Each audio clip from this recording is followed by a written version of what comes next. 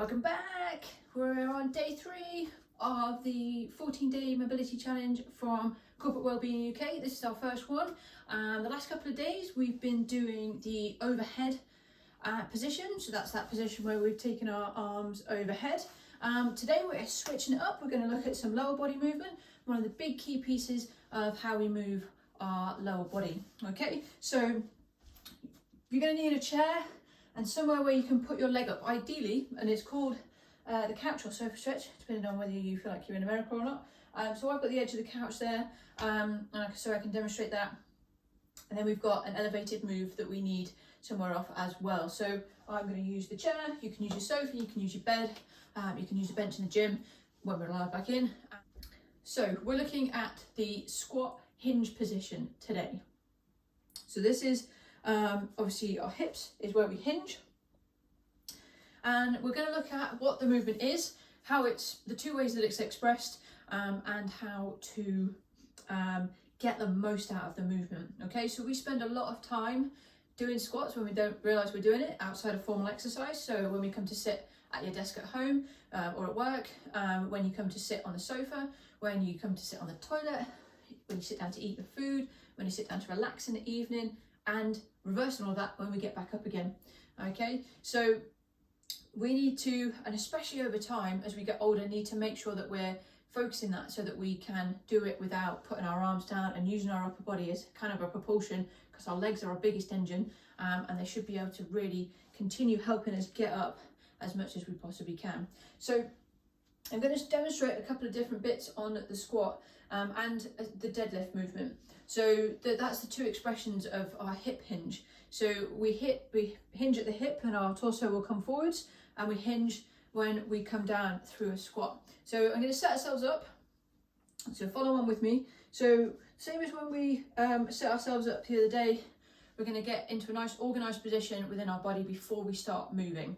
So I've got my feet hip width apart, so they're not massively wide and they're not right together. They're just hip width, shoulder width apart, whatever feels comfortable for you, and you'll kind of know if that needs to be a little bit different either side. I've got my feet facing forwards, and then the key points are we want to have a nice 3 points of contact between our feet. So maybe try this without your trainers on to start with, and then over time you can kind of get used to that with other shoes on.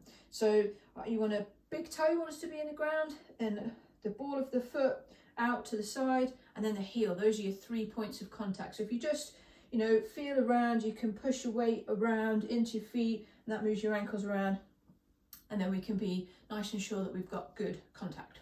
Okay, so then we're going to stand up nice and tall. Imagine someone's pulling you up by a string. Take a nice big deep breath in, roll those shoulders back. So externally rotate those shoulders, so taking those back there. So our hands are down by our sides. We take that big deep breath in, that's what we're doing. And then as we breathe out, we're going to get a good brace into our core here. A little bit of a squeeze in our glutes, so we're nice and controlled, nice and braced in this area. A little bit of a squeeze in our glutes so our pelvis realigns where we want it to be and not pushing out here, curving the lumbar spine. We want to have a nice straight torso and position.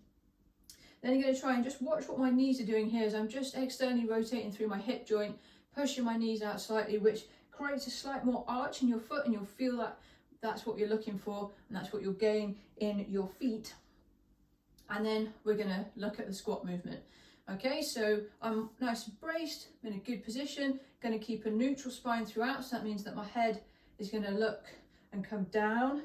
It's not going to stay up and kinking in the chain. Okay, so I'm going to put my hands here so you can kind of see what's going on. I'm doing it from both positions.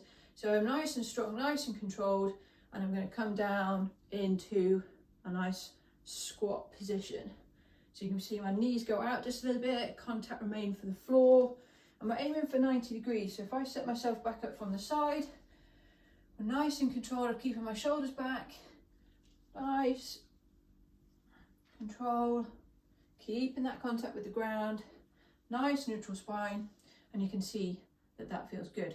Now, if that feels like it's really challenging, and you feel if you would come to the sofa, you kind of get 3/4 of the way down and then let yourself drop, which we're going to try and eradicate, or you feel you're pushing back up with your arms at any point, and that might have indicated at some other point for you. We're going to just have a chair behind us, so you can set yourself up exactly the same, about, I don't know, I've got about 2 inches between my feet and the edge of the chair, and I'm just going to sit nice and controlled down, and you can just lower where you are there, okay, so that we've got that nice control, and we can reverse it and come back up. So before we come back up, we brace, we drive, we tell our legs that we're going to work, we're going to push ourselves back up, and over time that will get easier and easier, and you can work that down.